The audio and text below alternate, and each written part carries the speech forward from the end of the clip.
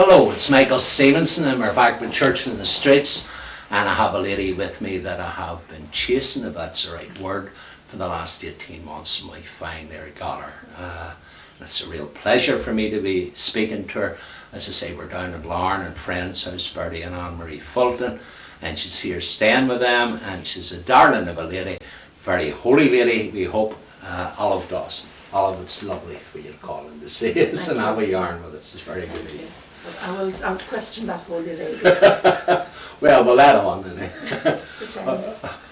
I want, again, you're English. No, I'm from Dublin in Ireland. Are you? I didn't know. I thought you were English. Well, you're living in England, is that I'm right? living in England, yes. Well, tell us about, you were born and reared in Dublin, were you? Yes, I was. Yes. Oh, great. I mean, then you're Irish. I'm And you Irish. can't be all bad if you're No, Irish. no, Irish to the backbone. Tell us about growing up then there. Well, I come from a large family. And there was 10 of us, 10 children. I come in the middle.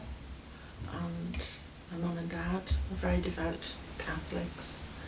I grew up with that. We said the family rosary every night. Even as a little child, I can remember, although later on, before the experiences I've had lately, I would say that I was only a very mediocre Catholic. Mm-hmm. I hadn't had the strong following of the faith that my mother and father had. I still always believed very thoroughly, but I didn't always practice as much as they did. But one thing that was steadfast was the Mass. I've always loved the Mass, even as a little child. My dad went to Mass every morning at 6 o'clock in the morning, and I would always be clamouring to go with him, always. I always wanted to go with him, and I loved it.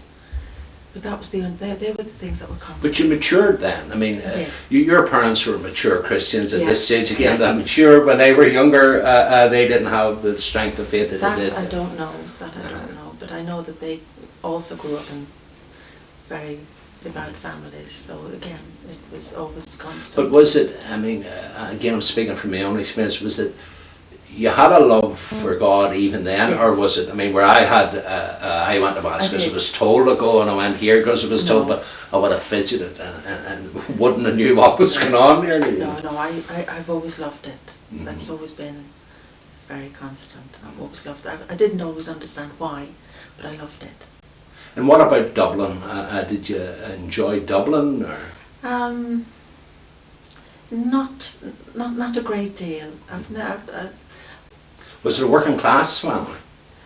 Yes, more or less. Yes, we were. Well, your father would have struggled, you'd have thought, and your mother Yes. with the 10 children I know coming there from was working class. always a struggle, but then again there was always love, and there was always that joy and happiness. I mean, there was 10 of us, but we were kept very much together. We'd have little concerts for ourselves in the family. We'd have nights and we'd have a little concert where my dad would hold a question time quiz for all of us, and there was always that interaction always with the family. We were very sort of enclosed in a way. But yes, we went out and we had friends, but we were very much together as a family. What about work, your work life? What about your education? Were you bright? No, I wouldn't say I was very bright. I was Average? I was okay, average. I was just average. I was lazy. Mm-hmm. That's probably more like it. I was lazy. And I went to a Dominican convent school.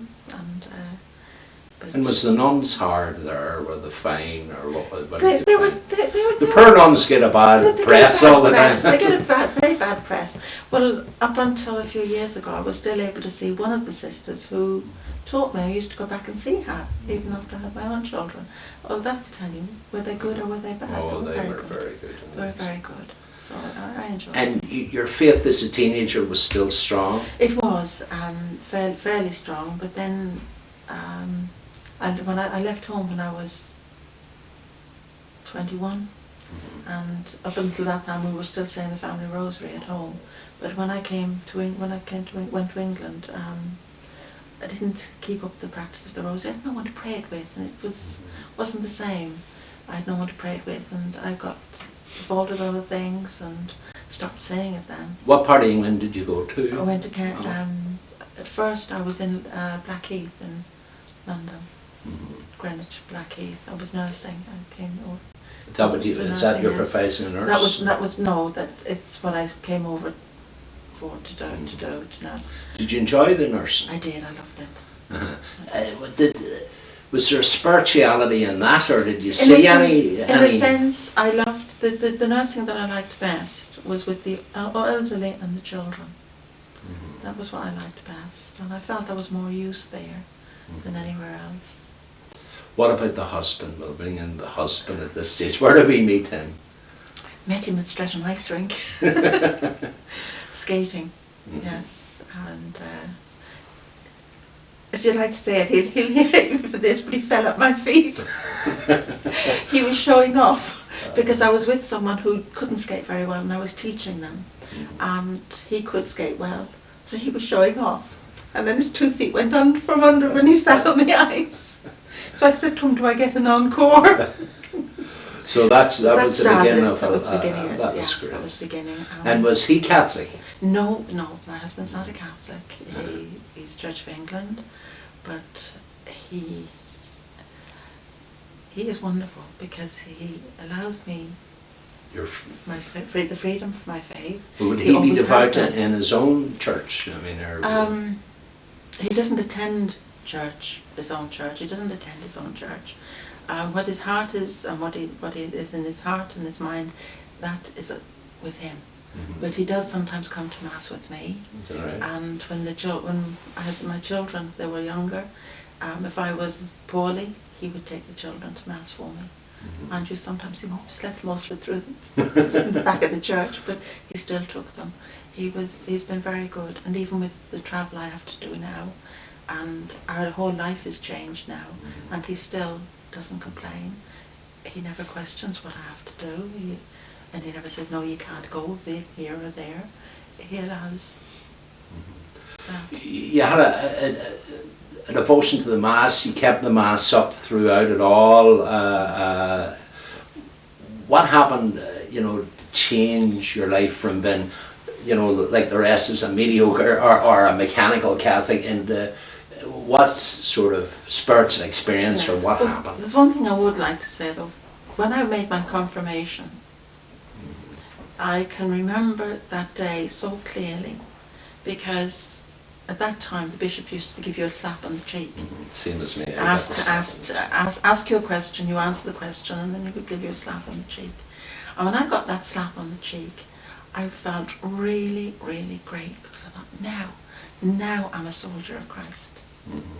I really felt that was so strong that time, that it was very deep, and I still remember it so clearly, that now I'm a soldier of Christ.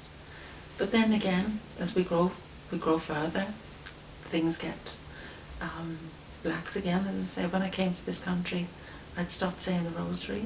Still went to mass. That was always. When you came to England, we're back in home. Sorry, we're back sorry, up in yes, Ireland. yes. Sorry, when I came to England, I stopped saying the rosary, but I did obviously continue. The mass was always very important.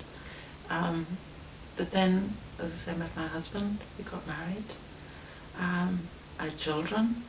I had difficulty with having my children, and at one stage I was very ill, and all I can remember thinking, well, God would not have given me this one lovely child and then take me. So I just didn't worry about what the doctors were saying. I just believed totally that I would be spared to look after my child and bring him up as a Catholic. Many children have you? I've got 2 boys. 2 boys. 2 boys. And that was fine. They were growing up. I visited home very regularly, and on one of those visits I was visiting at home, and I would always go to see various people, and on one occasion when I was at home I was visiting someone, and now they would always say the family rosary. At this stage I'd got out of the habit of saying the rosary. I'd also got very shy about praying aloud with people, so I wouldn't do that. And whenever they were saying the rosary, I would stay out of it because I didn't want to join in. But on one particular evening I was visiting this house, and the two went into another room to pray the rosary. I sat with their parents, who were very elderly then and not joining in, and I sat with them. But then I found myself getting out of the chair and going into the other room. I can still remember the feeling. It was like I was on automatic pilot. It wasn't a conscious thing. I was just, although I've been drawn into the room. And I went in and I sat down, and I'm sitting there thinking, what on earth am I doing here? Because I didn't want to be there, and I was just mumbling the prayers. I wasn't really concentrating on the prayers, I was just mumbling them. Then my mind was distracted. I was thinking about lots of other things. My boys I'd left at home in England, my husband, I'd just come on my own that time to visit my family. And I was just distracted, and also there was a row going on in the house next door. On the party wall you could hear some of it coming through. I was listening to that. I wasn't concentrating at all. And at the end of the prayers, one of the persons in the room said, "Our Lady has a message for you." Now, even then, I wasn't surprised. It was as though I was expecting it. It was really strange. I wasn't surprised. And the message that I was given, it's in the book here. And if I read it out, it'll just give you a little of what was happening. It said, "My dear child, I should be sad with you when you are impatient with things. I am a mother, and I look at you and smile. Pray slowly. Take time to pray. You are my little child, and I want you to be sweet when you pray. So think of only pleasing me. My little one, don't be always thinking, what am I doing here?" Our Lady should have given me that message too, because I find it hard to concentrate when I'm praying. She said, if you really want to love me, do not let any such thoughts trouble you. I invite you, move everything that troubles you out of your soul and invite me in. My child, to be holy is to be quiet within, no matter the storm outside. The row going on in the house next door. But you must pray to comprehend this gift God is giving you. Thank you for coming. Well, the gift was obviously the message, the realisation that she was giving messages, and also what she had for me down the line that I didn't know at the time. But now at that time, that was in 1991, at that time I didn't feel I was to get involved in any way. I just kept in touch, heard Our Lady was still visiting, I would hear some of the messages, that was fine. But then there was a printing of this book, a private printing of this book. Just for the viewers that wouldn't understand, there's a visionary somewhere in the south, and I'm not getting into that, who you would know.